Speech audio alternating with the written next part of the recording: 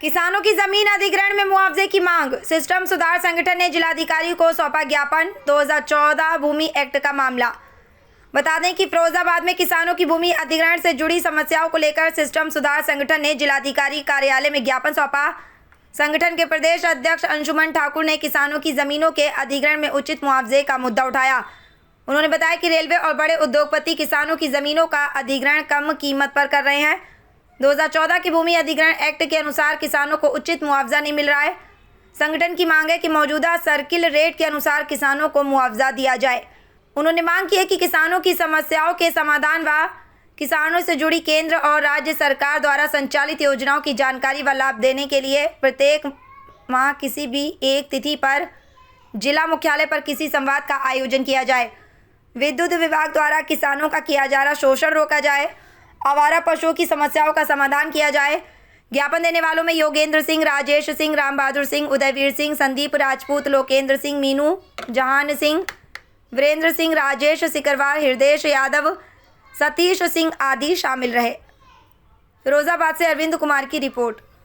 पे आए, आपने ज्ञापन दिया, किस संबंध में दिया, क्या मांग हैं आपकी? देखिए, किसानों के मूलभूत समस्याओं को लेकर सिस्टम सुधार संगठन किसान आज जिलाधिकारी महोदय फिरोजाबाद की अनुपस्थिति में जो यहाँ पर जिम्मेदार सक्षम अधिकारी थे एसडीएम साहब, उनको ज्ञापन दिया है और स्पष्ट कह दिया किसानों की जो मांगे हैं उनका समाधान किया जाए। और ये पूछ भी लिया, अगर समाधान हो सके तो बताओ, नहीं तो हम लोग आने वाले समय में यहाँ पर बड़ा प्रोटेस्ट करेंगे। साथ ही जो हमारा डिमांड था, एक तो ये था जो सिरसागंज की ग्राम पंचायत मई 2 में जो चकबंदी चल रही है, उसमें 14 अप्रैल को जो वोटिंग हुई थी, एक समिति बनी थी जिला प्रशासन के आदेशानुसार, उसमें एसडीएम ने एक आदेशित किया था, उसमें तहसीलदार महोदय सिरसागंज और उसमें एसीओ चकबंदी, सीओ चकबंदी और बीडीओ मदनपुर मौके पर थे। उन्होंने वोटिंग किया था, बहुमत कराया था और बहुमत में ये निर्णय हुआ था कि 100% वहाँ के किसान चकबंदी के खिलाफ में थे।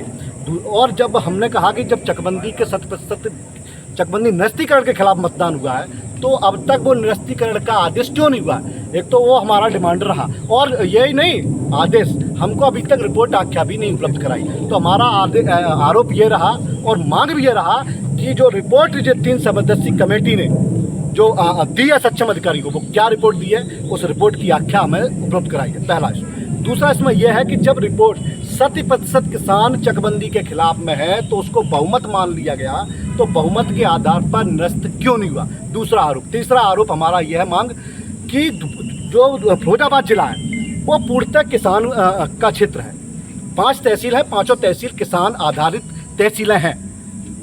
तो हम ये कह रहे हैं कि यहाँ पर इंफ्रास्ट्रक्चर के तौर पर, डेवलपमेंट के नाम पर राज्य सरकार, केंद्र सरकार, बड़े बड़े उद्योगपति, बड़ी बड़ी कंपनियां और एनएचआई, रेलवे किसानों की जमीनों का अधिग्रहण सस्ते दामों में करती हैं। हम ये चाहते हैं कि देश में भूमि अधिग्रहण बिल 2014 बना हुआ है शहादत और कुर्बानी के बाद, तो जो भी भूमि अधिग्रहण की गई हैं उससे प्रभावित किसानों को भूमि अधिग्रहण बिल 2014 का संपूर्ण लाभ दिया जाए, पहला डिमांड। दूसरा, इसी में भूमि अधिग्रहण में एक और है, या जो जमीनें किसानों का अधिग्रहण की जाएंगी डेवलपमेंट के नाम पर, चाहे प्राधिकरण के द्वारा, चाहे सरकारों के द्वारा, चाहे बड़े बड़े उद्योगपतियों के द्वारा, जो भी किसान प्रभावित होगा उसको भूमि अधिग्रहण बिल 2014 का संपूर्ण लाभ दिया जाए। और संपूर्ण लाभ क्या है? सर्किल रेट के 4 गुना मुआवजा। और इसमें भी एक इशू है कि अगर मान लो किसी पंचायत में सर्किल रेट कम है और मार्केट वैल्यू ज़्यादा है, तो भूमि अधिग्रहण बिल 2014 कहता है फिर वहाँ पर जो 4 गुना मुआवजा दिया जाएगा, तो वहाँ अगर मार्केट वैल्यू ज़्यादा है तो मार्केट वैल्यू के हिसाब से दिया जाएगा, यदि सर्किल रेट ज़्यादा है तो सर्किल रेट के अनुसार दिया जाएगा। कहने का उद्देश्य यह है, यदि जो ज़्यादा होगा, चाहे सर्किल रेट या मार्केट रेट, उसी को आधार बना के उसके अनुसार 4 गुना दिया जाएगा। दूसरा इसमें यह है कि सुप्रीम कोर्ट के जो शासनादेश उसमें कि जो भी ज़मीन अधिग्रहण की गई है उसमें अतिरिक्त 64% सात मुआवजा। तीसरा इसमें यह भी है कि 10% विकसित आवंटित प्लॉट दिए जाएंगे। एक इसमें और है रोजगार को लेकर, हमारा क्षेत्र किसानों का है, हाँ, यहाँ पर बड़ी बड़ी कंपनियां आती हैं या लगाई जाती हैं, लेकिन बाहरी लोगों को मौका दिया जाए। हम चाहते हैं कि यहाँ के लोग को जो बेरोजगार हैं, पढ़े लिखे युवा हैं, हुनरमंद हैं, कमेरे हैं, कामगार हैं, उनको लाभ दिया जाए, उनको वहाँ पर नौकरी दी जाए। लेकिन ऐसा नहीं होता है। मतलब क्षेत्र हमारा होगा, मिट्टी हमारी होगी, मिट्टी का खेत भी हमारा होगा, और कंपनी हमारे खेत में लगी हुई, हमारे क्षेत्र में लगी होगी, और सस्ते दामों में ज़मीन ली गई होगी, कानून का पालन नहीं किया गया होगा, लेकिन रोजगार हमको नहीं मिलेगा। जबकि भूमि अधिग्रहण बिल 2014 कहता है जिस भी किसान की जमीन अधिग्रहण की गई है उसके परिवार को योग्यता अनुसार कुटुंब परिवार को रोजगार दे। कुटुंब परिवार का मतलब हो गया पूरे परिवार को रोजगार दिया जाए। अगर किसी किसान के 4 बेटे हैं और चारों पढ़े लिखे हैं तो चारों को रोजगार मिलना चाहिए। और पुराना जो भूमि अधिग्रहण बिल 1894 में था वो ये कहता था कि परिवार के किसी एक व्यक्ति को रोजगार दिया जाएगा योग्यता के अनुसार। तो हम ये चाहते हैं कि यहाँ पर भूमि अधिग्रहण बिल 2014 का पालन किया जाए। मतलब सर्किट रेट या मार्केट वैल्यू जो भी ज़्यादा होगी उसके 4 गुना प्लस 64%, 10% और रोजगार सुनिश्चित किया जाए। अगर ऐसा नहीं किया गया है, हम देख रहे हैं कि यहाँ रेलवे लाइन निकली, यहाँ पर हाईवे निकला, हमारा खेत में से निकला, दूसरी कंपनियाँ, बड़ी बड़ी कंपनियाँ लाभ ले रही हैं या बिजनेस कर रही हैं, हम उसका किराया दे रहे हैं। अगर हम रेल में जा रहे हैं किराया दे रहे हैं, अगर रोडवेज बस का में बैठ रहे हैं तो उसका किराया दे रहे हैं, लेकिन हमें लाभ नहीं मिला ना। तो हम चाहते हैं हमें रोजगार सुनिश्चित हो। इसकी लड़ाई हम लोग लगातार लंबे समय से लड़ रहे हैं। और एक और था साहब, एक और हमारे डिमांड इसमें था कि यहाँ पर विद्युत कटौती हो रही है। मतलब सरकार ने ये कह रहा है कि किसानों की आय दोगुनी हो रही है। अब बंबा में पानी है नहीं, नहर में पानी है नहीं, किसानों की फसलें सूख रही हैं।